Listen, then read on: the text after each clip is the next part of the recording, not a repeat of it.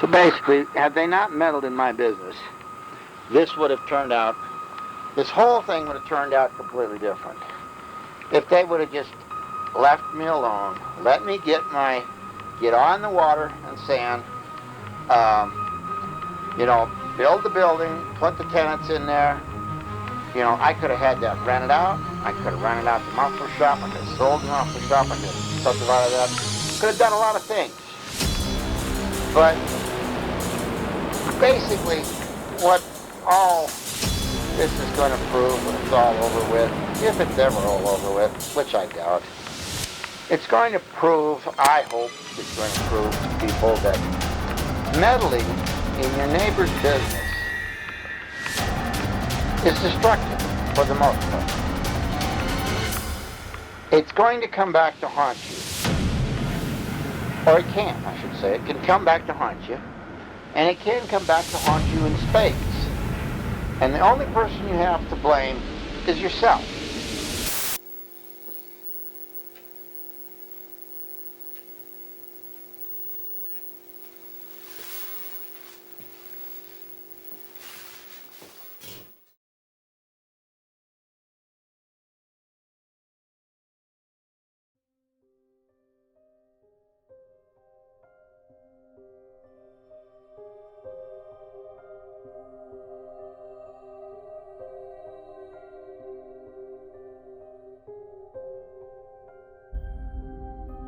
Marvin Heemeyer may not sound familiar to you now, but after hearing this story, it might be hard to forget his name. For most of his 52 years of his life, he made a living being a welder and a muffler repairman. He was widely regarded as a fairly blue-collar guy. In 1992, before the city rezoned the land to allow the construction of a concrete factory, Marvin bought 2 acres of land from the Revolution Trust Corporation. He bought the land for $42,000 to build a muffler shop and agreed to sell the land to Mountain Park Concrete to build a concrete batch plant. The agreed price was $250,000, but according to multiple websites, Marvin changed his mind and increased the price to $375,000 and later demanded a deal worth $1 million. His greed made the deal unsuccessful. It was believed the negotiations happened before the rezoning proposal was heard by the town's council. In the late 1990s, after years of protests, petitions, and town meetings, it became obvious to the 52-year-old that the inevitable was going to happen, and eventually it did. In 2001, the city approved construction of a concrete plant, zoning the land next to Marvin for that use. Marvin was furious. And that message, again, I say, is, God was telling those people, I didn't know these people. Out of the blue, here I am buying this property with no malice towards anyone. Why didn't they get the message that they should not have put the concrete plant in town ever? He petitioned the city to have the property rezoned to prevent construction of the plant, but was rejected on multiple occasions. It was claimed by Marvin that the construction blocked access to his shop. He was fined $2,500 by the town's council and the city judge for various violations, including not being hooked up to a sewer line and junkyard cars on property. He had initially been unable to connect to the new sewer line as the line ran 60 feet away from his property. The city expected him to pay nearly $80,000 cost of laying the connector, and after the concrete plant was built, the city council denied him the easement necessary to join to the new line underneath the plant. After that incident, the legend of the Killdozer was birthed. If they had stayed out of my business, the outcome when they started that concrete plant, look at what would have been there. I would have had a building built in 93 that would have had renters in it for 7 years, from 93 until 99, 2000. Till today, maybe.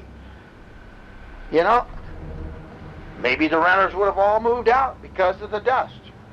I would have had, if that would have been their feeling, they would have been on my side. We would have protested harder. maybe the town council would have listened.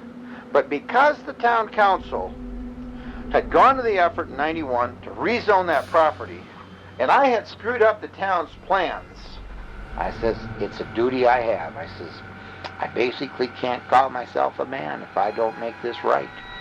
He first leased his business to a different company before selling the property outright to a third party, using the proceeds to begin custom modifications to his Komatsu Bulldozer.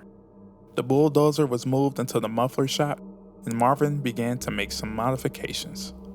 Over the next 18 months, Marvin would build makeshift armor plating that housed the Bulldozer's cabin, engine, and even parts of its tracks, using a combination of sheets of steel and concrete to create the armor. Some portions of the Bulldozer set behind more than a foot of protection, rendering the vehicle all but impenetrable to small arms. And as the police would find, even small explosives. He installed front and rear cameras to feed images to the monitors in the cabin. And several gun parts were set around the control center. A stockpile of food and water was stored inside, as well as an air tank to help provide air circulation. Throughout the build, Marvin documented his progress through notes and audio tapes. You have given me license, through your example, to do what I need to do. When I do this, that levels the playing field in my favor. So now we've got a lopsided playing field. Because when I come back at you, I'm going to destroy your side of the playing field. I'm going to destroy you. I've always said, never get even. Don't get even. You either have to walk away or you have to get ahead. I am going to get ahead. Or maybe I'm just going to put you down. But it's going to cost you millions compared to the $50,000 you could have gotten out at my auction. On June 4th, 2004, his dream finally come to pass when he sealed himself inside of his Killdozer cockpit by using the winch controls to lower the concrete and steel shell on top of his dozer. Nothing short of a crane will be able to lift the 30-ton armor shell off the vehicle once it was in place. According to authorities, once he sealed himself inside the cockpit, it would be impossible to get out, and they don't believe he ever wanted to. I should have learned that people are ultimately corrupt. I didn't, I guess. I'm going to have to die with it. Because I'm telling you, I will not live with it. With the metal sealed tight, Marvin was sealed in a concrete steel box that he would never escape from. He ran the dozer right through the shop and began a hot pursuit towards the town. And so the rampage began. And he then plowed through the concrete plant, then the town's hall, a newspaper office, a former judge widow's home, a hardware store, and other homes.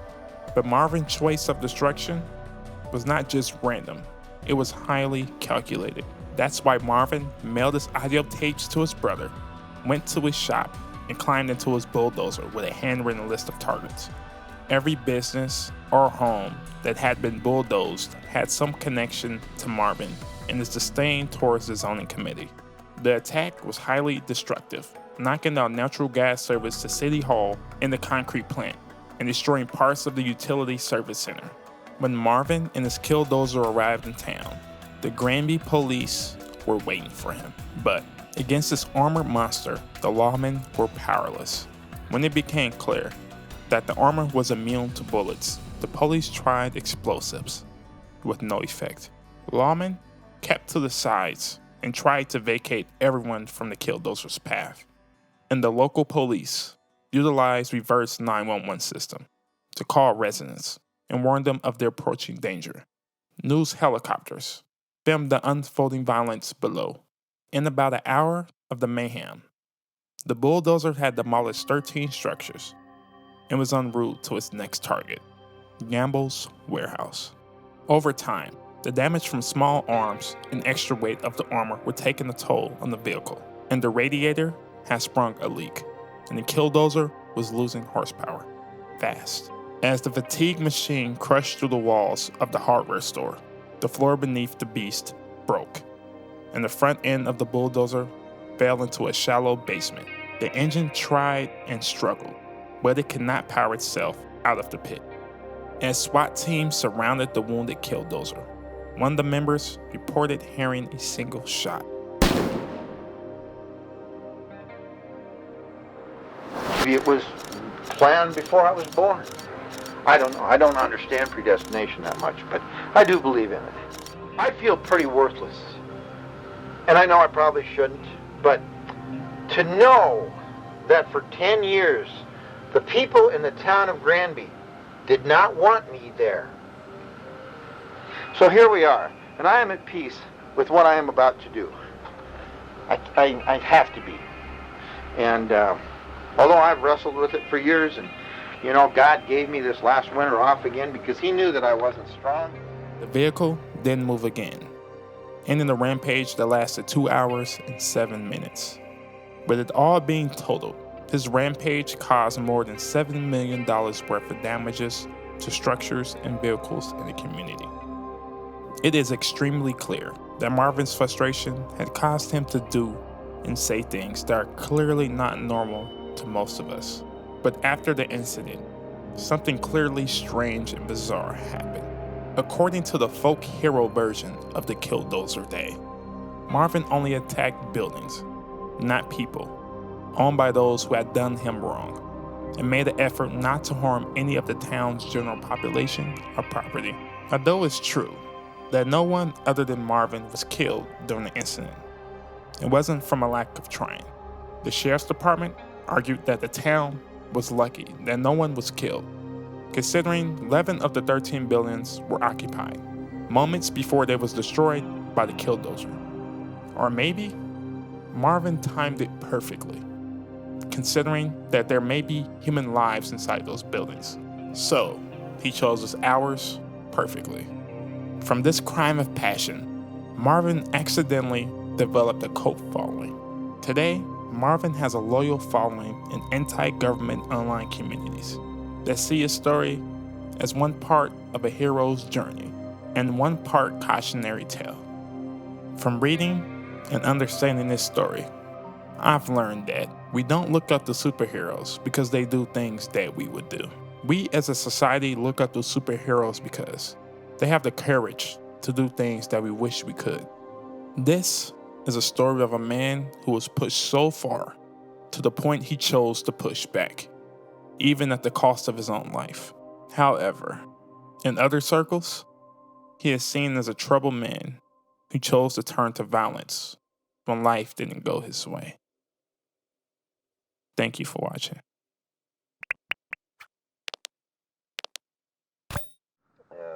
22nd of May, 2004. And I'm going to put this tape recorder in a plastic bag, and somebody else can try to figure it out. We'll see you later.